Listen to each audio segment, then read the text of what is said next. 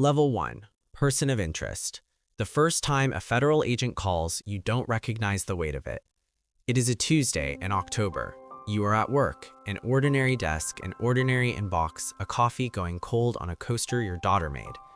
The agent identifies himself by name and field office, and his voice carries the specific flatness of someone who has made this call many times before. He says he has a few questions. He says it won't take long.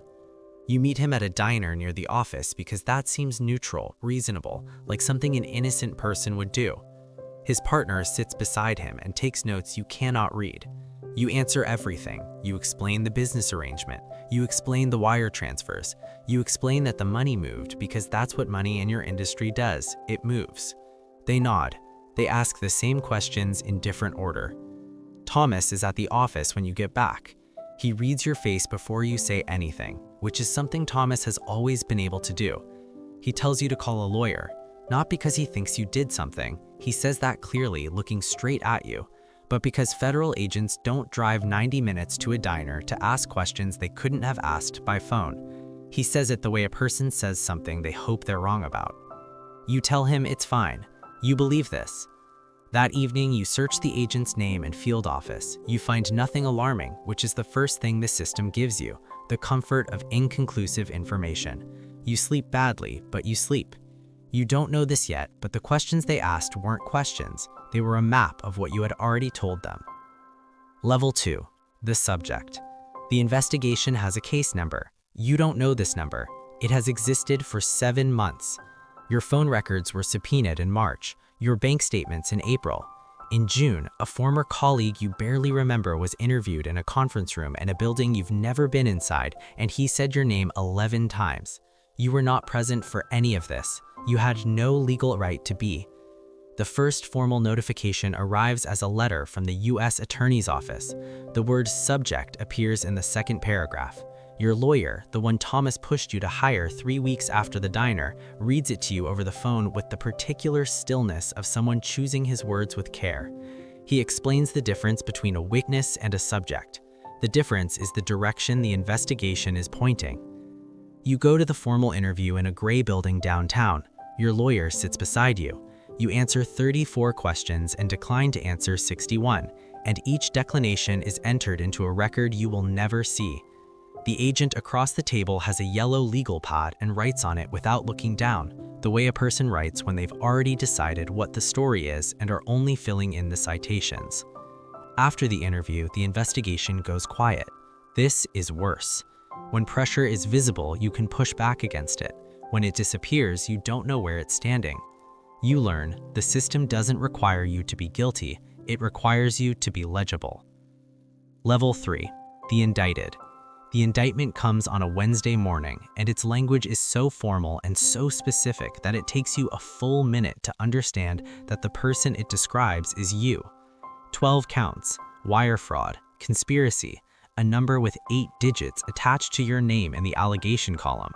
You read it 3 times before the room stops tilting. Your lawyer explains your options. You hear the words, but the architecture of them keeps collapsing. Bail is set at $250,000. You surrender your passport at the clerk's window. You will check in with a pre-trial services officer every Tuesday for the foreseeable future. You walk out of the courthouse and the sky is completely ordinary, the same sky as yesterday, and this is somehow the most disorienting thing that has happened. Work ends before you reach your car. The company's legal department calls and uses the phrase pending resolution of your matter, which means you are gone and will not return. Thomas calls that evening. He doesn't mention the indictment. He asks whether you've eaten, whether your daughter knows, whether you need somewhere to stay while the case unfolds. He is the only person from your former life who calls that first week. You count. 7 people you considered close. 1 calls. Your brain is doing the math on the trial. 12 counts. Federal conviction rates above 90%, a jury that will interpret the indictment as evidence of something, because ordinary people who have done nothing are generally not indicted by the federal government. This is the logic of the system working exactly as designed. The trial date is 14 months away, 14 months of pre-trial existence, not guilty, not convicted, not free. The first night you sleep without medication will not come for a long time. Level 4. The warrant. The plea negotiation falls apart on a Friday afternoon in the 7th month. Your lawyer had been working toward an agreement for most of those 7 months, a reduced charge, 18 to 24 months, cooperation credit. It was imperfect and costly, and you had made a kind of peace with it, the peace of necessary surgery. Then the government adds a forfeiture count. Everything, the business, the house, the retirement account your father contributed to for 11 years. Your lawyer tells you this is a bargaining position. You tell him you won't sign. He goes quiet in a way that tells you this is a mistake. The trial begins and ends in 11 days. The jury deliberates for 4 hours, guilty on 9 of 12 counts. The judge sets a surrender date 60 days out and revokes bail immediately, and the marshals are already moving before you finish standing. You don't run then. The night before sentencing, your lawyer calls with revised projections. The word years appears in his sentence where you expected months. Something breaks inside you, not panic, not grief, but a specific structural collapse, the sound a beam makes before the building comes down. You walk out of the hotel, not carefully, not with a plan, not with anything except the clothes you are wearing and $47 in your pocket. You are a federal fugitive. The warrant is signed at 11:14 the following morning. Level 5. The listed. There are roughly 500 active federal fugitives at any given moment. Most are not famous. Most are managed by field offices that run periodic database checks, update photographs when new ones surface, and wait for a tip to close the distance. The system is patient in the way institutions are patient. It has more time than you do. You become one of these names. At first, the list is abstract. You don't feel it. You are in a motel outside a city you have never had reason to visit, paying cash, eating from a gas station, calling no one. The first week feels survivable because you have reduced life to its smallest components: sleep, food, distance. You are not thinking about the future. You are thinking about the next 12 hours. But the list follows in the way invisible things follow, not through pursuit, but through presence. Every transaction is a calculation. Every face in a parking lot is a threat assessment. You stop using your name. You stop being a person with a history and become a person with a geography, where you are, where you were, where you must not be tomorrow. There are rules to this existence that no one teaches you.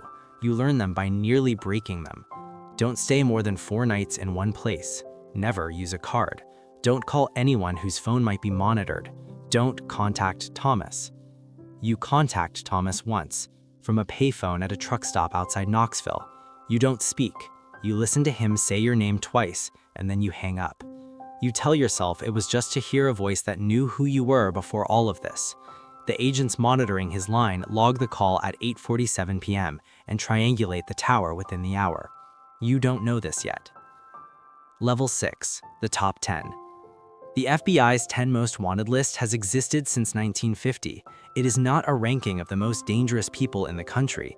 It is a list of people whose capture benefits most from public involvement, investigative priority, media reach, resource justification. To appear on it, the Bureau must believe that finding you requires a nation. Your photograph appears on a Monday in March. You see it at a public library where you've been using a terminal for no more than 20 minutes at a time. Your face, older than you remember yourself being, beneath the Bureau's seal. A reward, $250,000 for information leading to your arrest. The biography beneath the photograph describes you with institutional precision: height, weight, distinguishing marks, last known locations, and notation that you should be considered likely to cross international borders. You sit at the terminal for 11 seconds after the page loads. Then you close the browser, stand and walk out of the library without running, because running in a library parking lot is the kind of thing that gets you remembered. Your brain is doing the math. The list generates coverage. Coverage generates tips. Tips generate movement. You know the average time a fugitive spends on the 10 most wanted before capture. You have read the statistic. You do not think about it now. You have been running for 14 months. You have slept in 41 different places. You have used 4 different names, 2 of which belong to real people who have no idea you exist. The attendant still won't look up, but the man behind you in line will look and recognize your face from a segment he watched the previous week, and he will wait until you pull out of the lot before he dials the number. You will drive 3 miles before the first unit appears in your mirror. Aftermath. The arrest happens without drama. You pull over when the lights appear behind you. You place both hands on the wheel before they issue any instruction. You are processed at a county facility and transferred to federal custody within 48 hours, and the transfer is so procedurally efficient that it removes any sense this moment is significant. It is not significant to the system. You are a case number being filed in a cabinet that already holds thousands of others. The sentencing, when it comes, runs longer than any projection your lawyer offered. The cooperation credit you might have earned by surrendering is gone. The judge speaks about obstruction, about the cost of the search, about the investigative resources redirected towards your capture that were unavailable for other matters during the 14 months you ran. You listen with the specific attention of someone who has exhausted every available response. You serve 6 years, 4 months, and 11 days. The facility is in a state where you know no one. Your daughter writes for the first 2 years. Then the letters stop, not with an explanation, but with an absence, which is its own kind of explanation. Thomas visited early. He drove 11 hours. He sat across the scratched plexiglass and talked about ordinary things, his work, the neighborhood, a restaurant that had closed. He did not bring up the money, the trial, the list, or the 14 months you were unreachable. He brought a book you had mentioned wanting to read 6 years before any of this began. He slid it across the counter when the guard signaled time. He did not say he'd come back, because Thomas does not make promises he cannot be certain he can keep. The book was confiscated at processing for contraband review.